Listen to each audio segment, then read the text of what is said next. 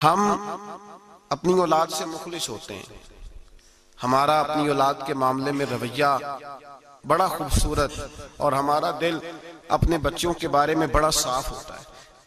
ہم چاہتے ہیں کہ ہماری اولاد شجر سایہ دار بنے، دنیا میں وقار حاصل کرے، روزی بھی اللہ تبارک و تعالی شان والی عطا فرمائے، اللہ انہیں ہر لحاظ سے نواز دے. تو قرآن مجید ہمیں تربیت دیتا ہے. قرآن مجید ہمارے ذہنوں کی ذہن سازی فرماتا ہے کہ پھر تم اس طرح اپنے بچوں کو ڈھالو، اس انداز میں اپنی اولادوں کی تربیت کرو. اللہ تبارک و تعالی نے ارشاد فرمایا وَإِذْ قَالَ لُقْمَانُ لِابْنِهِ، جب حضرت لقمان نے اپنے بیٹے سے کہا وَهُوَ يَعِظُهُ، اور وہ اپنے بیٹے کو نصیحت کر رہے تھے. سب سے پہلے انداز کیا اختیار فرمایا؟ یا بنیا، اے میرے بیٹے. لفظوں میں حسن دیکھیے، اے میرے. ہمیں جب اپنی اولاد سے ناراضگی ہوتی ہے تو ہم ایک خطبہ پڑھتے ہیں، اس خطبے میں اپنی نیکیاں اور اولاد کی نالائکیاں گنواتے ہیں، سمجھانے کا انداز اختیار نہیں کرتے جاہو جلال میں.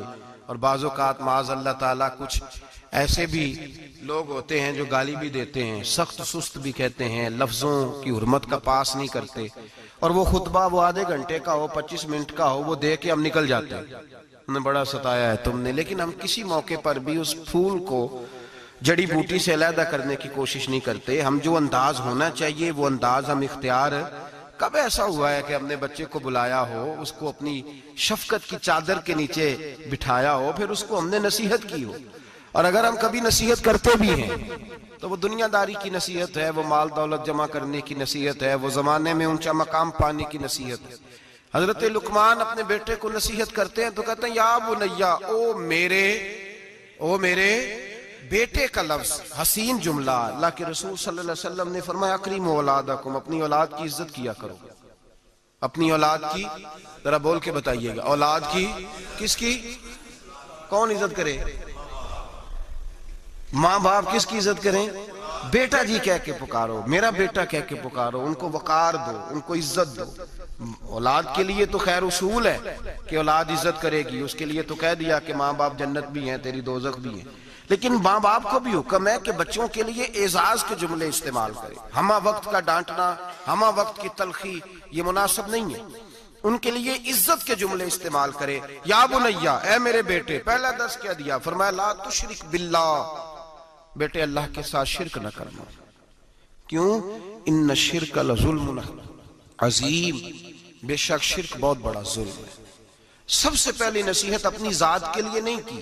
ہم ساری زندگی جب بھی لیکچر دیتے ہیں یہی کہتے ہیں، ساری زندگی یہی کہتے رہتے ہیں میں نے سال گوا دیے، میں نے کاروبار کیے، میں نے دنیا چھوڑی، میں نے پردیس کاٹا تیرے بنگلے کے لیے، تیرے مکان کے لیے، تیری فلاں چیز کے لیے. کبھی یہ بھی تو بتائے نا کہ کوئی باپ اٹھ کے کہے کہ میں نے بڑا وقت دیا ہے تجھے اللہ سے جوڑنے کے لیے، تجھے رسول پاک کا غلام بنانے کے لیے، میں نے کئی دہائیاں بتا دی تجھے نبی پاک صلی اللہ علیہ وسلم کی غلامی سکھانے کے لیے.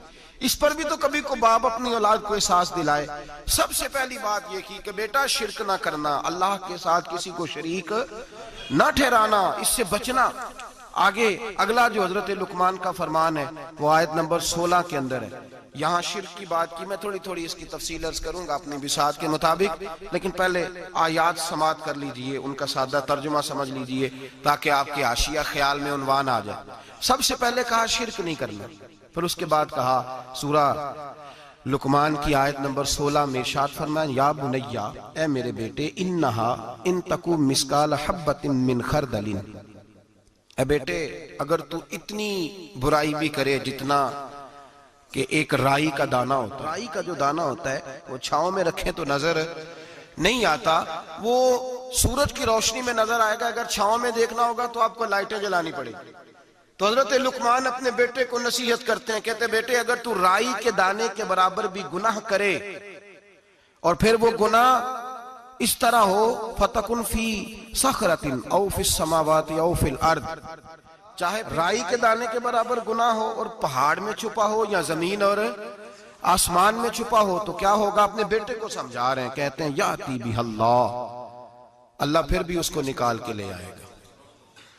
تو یہ نہ کہنا کہ میں کو پاپی ہوں، میں نے کو بینک لوٹے ہوئے ہیں، میں نے کو قتل کیے ہوئے ہیں؟ فرمایا رائی کے دانے کے برابر بھی اپنے بیٹے کو کہہ رہے ہیں، رائی کے دانے کے برابر بھی اگر تو نے گناہ کیا تو اللہ اسے بھی لائے گا، اور رائی کے دانے کے برابر ہو، پھر چٹان میں چھپا ہو یا زمین و آسمان میں چھپا ہو، اللہ پھر بھی اسے نکال کے لے آئے گا، اس لیے کہ ان اللہ لطیف خبیر، بے شک اللہ باریک باتوں کا جاننے والا ہے۔ فَمَن يَعْمَلْ مِثْقَالَ ذَرَّةٍ خَيْرًا يَرَهُ وَمَن يَعْمَلْ مِثْقَالَ ذَرَّةٍ شَرًّا يَرَهُ۔ اگر تو ذرے کے برابر نیکی کرے گا تو اللہ تجھے اس کا اجر عطا فرمائے گا، اور اگر تو ذرے کے برابر گناہ کرے گا تو اللہ قیامت میں وہ بھی تیری آنکھوں کے سامنے لائے گا، اس کا بھی حساب ہوگا۔ تو فرمایا بیٹے اللہ باریک باتوں کا جاننے والا، یا بنیا، اے میرے بیٹے، اقم الصلاۃ، نماز قائم کر۔ بیٹے نماز بس کافی ہو گیا؟ کہا نہیں، اب اور آگے بڑھ، وَأْمُرْ بِالْمَعْرُوفِ، لوگوں کو بھی نیکی کا حکم دے، وَانْہَ عَنِ الْمُنْکَرِ، اور لوگوں کو بری باتوں سے منع کر، اور جب تو یہ کام کرے گا پھر لوگ تجھے ستائیں گے۔ ہو ہی نہیں سکتا کوئی حق بات کرے اور لوگ اس پہ تان و تشنیع نہ کرے، یہ ہو ہی نہیں سکتا، یہ ممکن ہی نہیں۔ فرمایا جب تو نیکی کا حکم دے گا اور برائی سے روکے گا تو پھر کیا ہوگا؟ تیرے اوپر مصیبت آئے گی، اب تو نے کیا کرنا ہے؟ پھر تو نے اس آنے والی مصیبت پر صبر کرنا ہے۔ بے شک یہ بڑی ہمت کے کام ہے، یہ بڑی دنائی کا کام ہے، دلیری کا کام ہے، اتنا آسان ہے ہی نہیں، بڑے حوصلے کا کام ہے۔ جسے زندگی ہو پیاری وہ یہیں سے لوٹ جائے، میرے قافلے میں شامل کوئی کم ظرف نہیں ہے، یہ ہمت کا کام ہے، آسان ہے ہی نہیں۔ آگے کیا ارشاد فرمایا، بڑی میرا دل کرتا ہے بڑی توجہ سے سنیں ان آیات کو، بڑی آگے ترتیب کیا لگائی حضرت جناب سیدنا لقمان کیا کہتے ہیں؟ نماز پڑھ، دوسروں کو نیکی کا، برائی سے منع کر، اور یہ جب تیرے اوپر ان کاموں کی وجہ سے مصیبت آئے تو اس پر اس لیے کہ یہ جو کام ہے نا عزم الامور، یہ بڑی ہمت کے کام ہے۔ بس کروں ابا جی؟ فرمایا نہیں، اور بھی کچھ کر۔ کیا؟ آیت نمبر 18 فرمایا وَلَا تُصَغِّرْ خَدَّكَ لِلنَّاسِ، اپنا منہ ٹیڑھا کر کر کے لوگوں سے بات نہ کیا کر، رخسار موڑ موڑ کے لوگوں سے بات نہ کر، وَلَا تَمْشِ فِي الْأَرْضِ مَرَحًا، اور زمین پہ اکڑ اکڑ کے نہ چل۔ ان اللہ لا يحب كل مختال فخور، بے شک اللہ کو اکڑنے والا، فخر کرنے والا پسند اللہ لا يحب، اللہ اس سے محبت ہی نہیں کرتا، اللہ رحمت ہی نہیں کرتا جو اکڑ اکڑ کے چلے۔ اس طرح نہ کر تو پھر کیا کروں؟ آیت نمبر 19 شروع ہو گئی، وَقْصِدْ فِي مَشْيِكَ، درمیانی چال چل، وَغْضُضْ مِنْ صَوْتِكَ، اپنی آواز پست رکھ، اپنی آواز جو اعلیٰ ظرف ہوتے ہیں ہمیشہ جھک کے ملتے، سراہی سرنگوں ہو کر بھرا کرتی ہے پیمانے، اس طرح کر کے تو درمیانی چال چل اور اپنی آواز کو وَغْضُضْ مِنْ صَوْتِكَ، اپنی آواز کو پست رکھ، اس لیے کہ اِنَّ أَنْكَرَ الْأَصْوَاتِ لَصَوْتُ الْحَمِيرِ، اللہ کو جو آواز سب سے ناپسند ہے اور سب سے بری آواز ہے وہ گدھے کی آواز ہے۔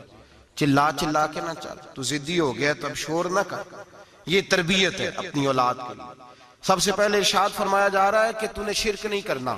شرک بھی دو قسم کا ہے، ایک تو شرک وہ ہے کسی نے اللہ کی ذات میں شریک بنا لیا کہ یہ بھی ساتھ شریک ہے، اور ایک شرک اصغر ہے، ریاکاری، دکھلاوا، نماز اللہ کی پڑھنی، دکھانا بندوں کو۔